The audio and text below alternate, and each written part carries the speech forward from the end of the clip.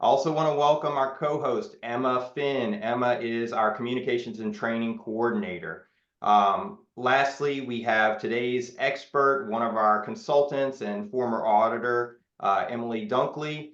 And I also want to give a special shout out to Catherine Carnitz on the Zoom controls, as well as the rest of the LunchAssist team that is joining us on the call today. We want to give a special thanks again to all of our customers. Thank you for continuing to support us. And if you are not currently a LunchAssist Pro member, stick around to the end of the call. We'll talk about how you can join. Lastly, I'm going to go ahead and just give some quick instructions. Any questions that you guys have, just go ahead and put them in the chat. We'll attempt to answer them as we go through the call today, but anything that's left, we're going to save for our Q&A at the end of the call, which will be about 15 or 20 minutes. So with that, I'm going to go ahead and pass it over to Emma, and she'll get us started.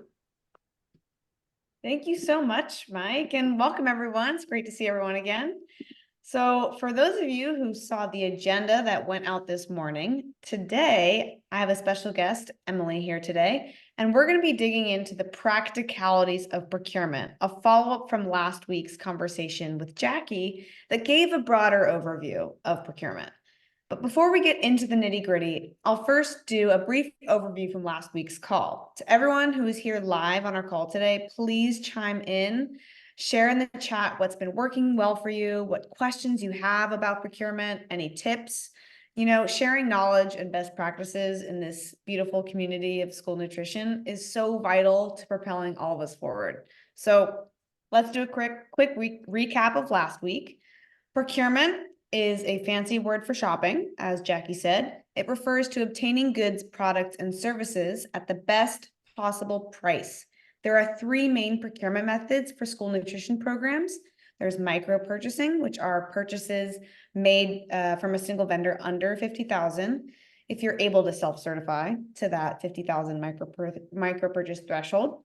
Then there is small purchasing, which allows contracts up to $250,000 per year.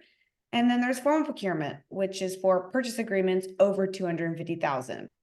Micro purchases have the fewest rules and allow schools to purchase goods quickly, while small purchases require 2 to 3 quotes, and price is the determining factor.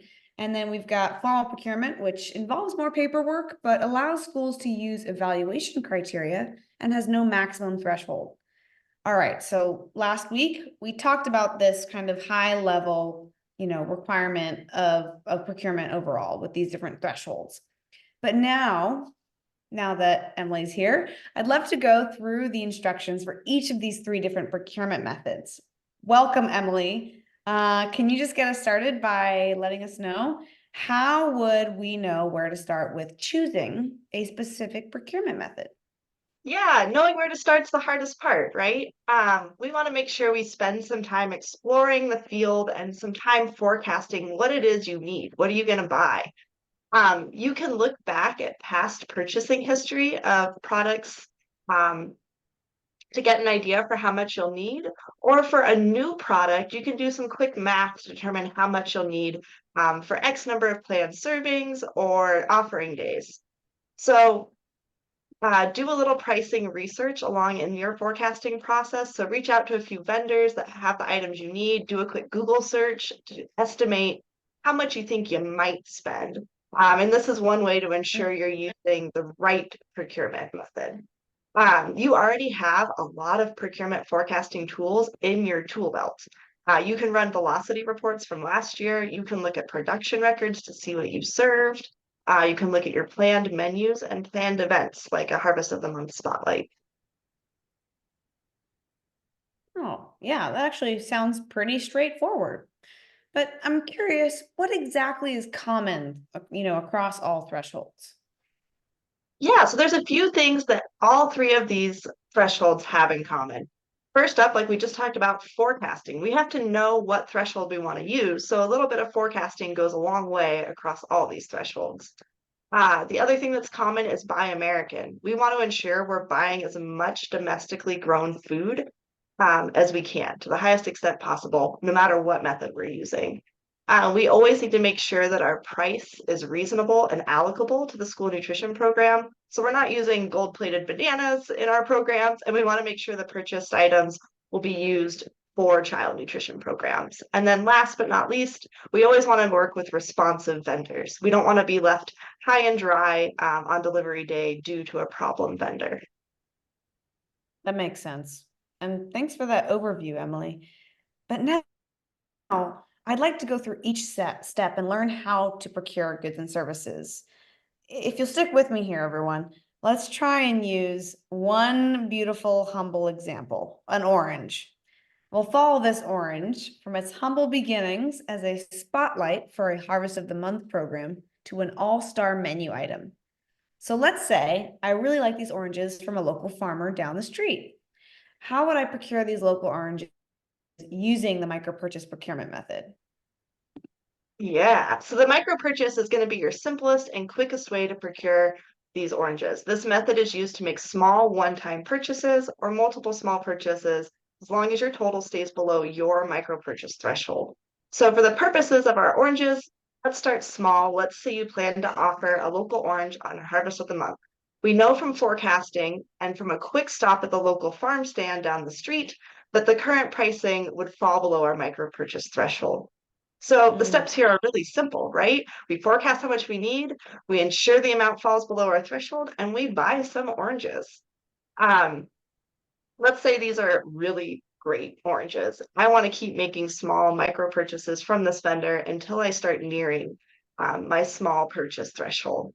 One way you can stay near or within your threshold is to set your purchase order just below the micro purchase limit for the vendor. This way you'll know and get an alert when you're almost at that limit.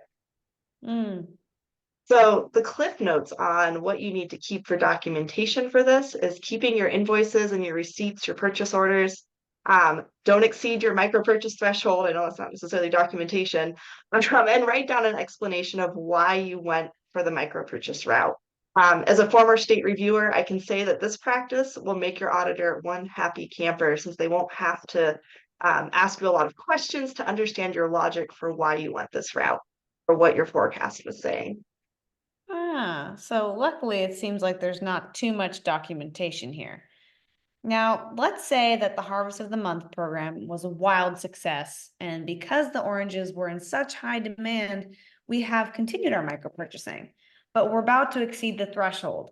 We'd like to put the oranges on the menu twice a month for the rest of the year, but it seems like I'll need to go into a small purchasing scenario, right? So what do I need to do to move forward with a small purchase? Yeah, you're into small purchase now. So your first step is going to be to develop a specification that describes what we're looking for in the oranges. And remember, in this procurement, you get to choose who you solicit quotes from. So once you've developed your specification, you can request quotes verbally or in writing, but you should always keep documentation of those quotes. You can use this handy dandy purchasing log from our friends in Colorado. Or if you email your solicitation to 2 to 3 vendors, that's also an easy way to document that you reached out to the required number of vendors when you're procuring. So once you've gathered your quotes, maybe you got 2 back, maybe you got 3 back, you'll evaluate based on price and choose the lowest priced item from a responsible and responsive vendor. It is important here to remember that since price is the determining factor in our small purchase, there's a risk that that same vendor we went with for our micro purchase for Harvest of the Month might not be the winning vendor in the small procurement, which I know is kind of a bummer. But since you were able to pick out which other farmers you wanted to solicit your quotes from, there's still a really good chance we get some really great local oranges. Okay, well, to reiterate here, what documentation would I need to keep on file for a small purchase of oranges? You're speaking my language, paperwork.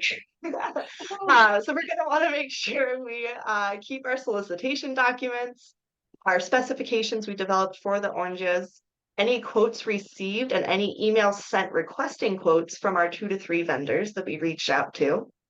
If you're using a contract in your small purchase, you're going to want to keep a copy.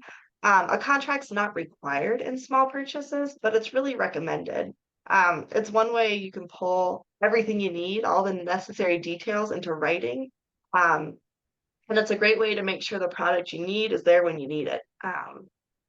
And just as an example, in our orange procurement story, for my contract term is the rest of the school year in this example. You're also going to want to make sure you keep, just like the micro purchase, any of your purchase orders, invoices, or receipts for the purchases. And another tool for our tool belt, you can use the Colorado Small Purchase Checklist to keep on track in the small purchase process. This form is great. It's from our friends at the Colorado State Agency, but you can use it anywhere because it's based on federal guidelines. All these checklists are so helpful. I love it. Gotta love our friends in Colorado. Okay, so we went through the school year. The oranges were a raving success. Everyone loved them. And we ended up spending just under $250,000. But based on our forecasting next year, we'll need to move into a formal procurement. How do we set that up? Yeah, we've made it to the big leagues of citrus procurement. Big citrus.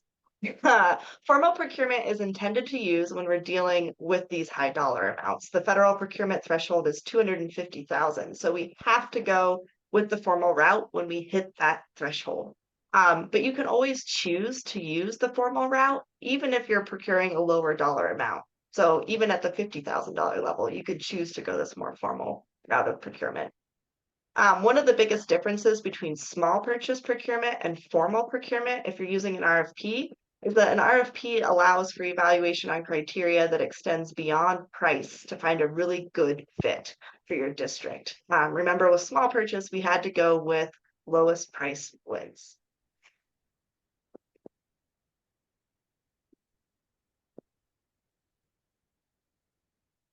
Okay. So then what are the steps to a formal procurement? Ooh, great question. So there's 7 steps to formal procurement. Our first step is to develop specifications, just like in small purchase. We define exactly what we're purchasing.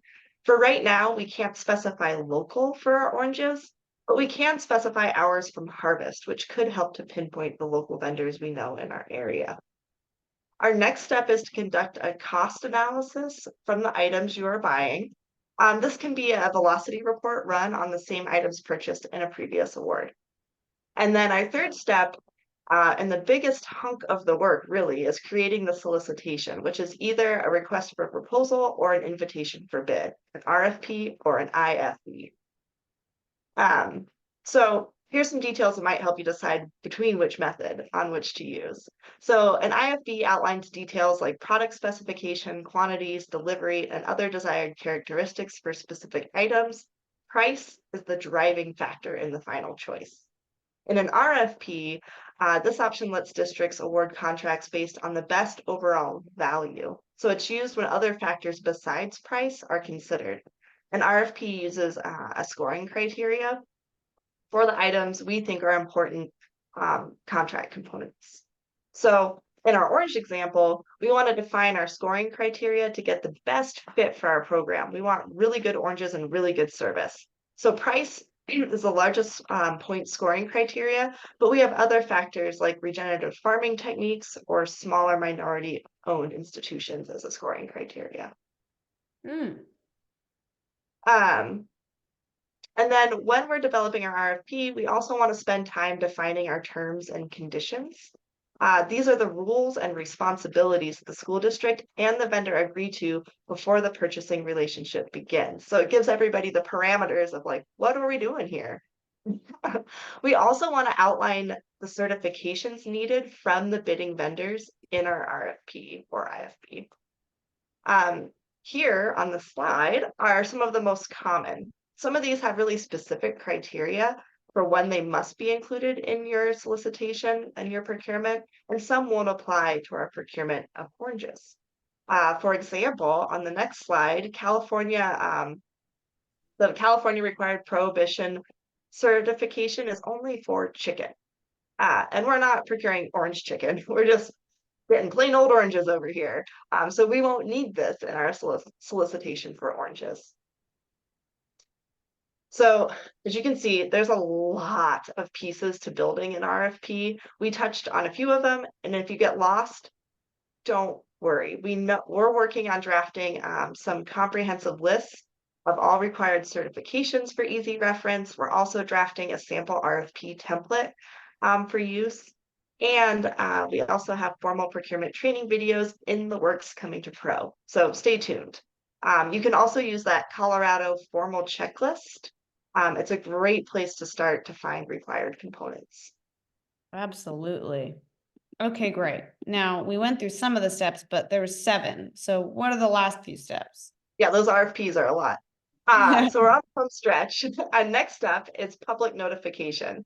So in California, you need to advertise in the local newspaper once a week for at least 2 weeks in the legal notices section. Make sure you save those postings from the newspaper, screenshot your website if you post your solicitation on your website, and any invitations you sent to vendors. Save all of those. This makes it so much easier when you're eventually on procurement review if you have them easy at your fingertips in your procurement files. And then check with your state to find out if you must advertise beyond the federal minimum, like California specifying that it has to be in the newspaper. And then our 5th step is evaluation. So for our oranges, we'll use our scoring rubric provided in the RFP to evaluate our proposals based on the scoring criteria we set. So then we're going to award our contract for our oranges to the highest scoring vendor. Yay, you're almost there. And then we're going to start buying our oranges and monitor our process and our contract and how that flow is going between us and the vendor. Well, a lot, right? We're just scratching the surface here of the items needed in a formal procurement. But remember, you can use that formal procurement checklist from our friends at Colorado to keep the details all straight. And we have so many more resources coming out on this topic going forward in the near future. Ooh, yeah, it sounds like I've got a lot of homework to do, but I'm really glad there's some more resources coming out on this topic soon. Now, let's say I'm determined to put these oranges on the menu consistently, but really don't want to do everything involved in that formal procurement. Can I somehow piggyback on another district's formal procurement? Yeah, you can totally take a ride on another district's procurement through a piggyback. Piggybacking lets a school district buy under the terms and pricing of another district's purchasing contract. And it's great for neighboring or rural districts to increase your buying power, improve your pricing for desired items, or in your case, saves you a little bit of time from having to go through that whole process. However, using another SFA's procurement doesn't clear you of your responsibility to make sure that that was a sound procurement and that it was done correctly. So if you agree to piggyback, you want to double check the solicitation and the award for all the required items, verbiage, and procedures. So this is your chance to be a reviewer and get a taste of what it's like. You'll also need written permission from that host district conducting the procurement to piggyback on their procurement. And that can just be a letter or an email from that district, but they need to know that you're planning on doing that. Oh, okay. So that sounds pretty straightforward as well. And that's actually all the questions I had lined up for you today. There was one thing I did want to touch on, if possible. We kind of touched on it, at the end of last week. It was all about bid splitting. And, to kind of just shift gears for a moment before we open it up to Q&A, I did want to touch on bid splitting because it was such a hot topic last week on procurement. Would that be okay with you? Totally. Awesome. So can you walk us through what exactly bid splitting is and why that's important? Yeah, bid splitting is a hot topic. And bid splitting comes down to intent and planning. Bid splitting defined is intentionally dividing purchasing to avoid getting price quotes or going out to bid using a more formal method because they're more work. Let's go back to our oranges. So in this scenario, let's say I forecast based on my planned menu and past usage, I'm going to need a volume of oranges that exceeds my micro purchase limit. And let's say because I'm really busy, I decide to just do 3 micro purchases of $49,000 to avoid having to go through any of the extra items that come along with that. this would be bid splitting. This practice isn't allowed in school nutrition, so I should really use the form of procurement that my forecasting calls for, right? I forecasted this large amount of oranges, so that's really how I should be going about it, a small purchase. Ah, okay. So it seems like people really got to stay on top of it. Now, how can schools or local education authorities avoid bid splitting? Are any tips or strategies here? Yeah, I think the biggest thing here, you can spend time planning your menus and your product needs to accurately get an idea of what you need. That forecasting is so important in procurement. Um, you can also spend time mapping out your contracts and your purchase terms. Are you purchasing items for a year, a season, a reason? And how will that impact the amount you need? And another really important tip that I think a lot of us just kind of brush off, listen to your gut. If it feels like you're intentionally sidestepping to avoid doing some of the more formal purchasing, take a deeper dive into why you feel that and what you're purchasing and why. Um, your intent is always good to listen to. And then a good practice is always to keep a justification log. This is one way to show your math on why you chose a specific purchase type, I love that. Yeah, listening to your gut. That's a lesson for life right there. right?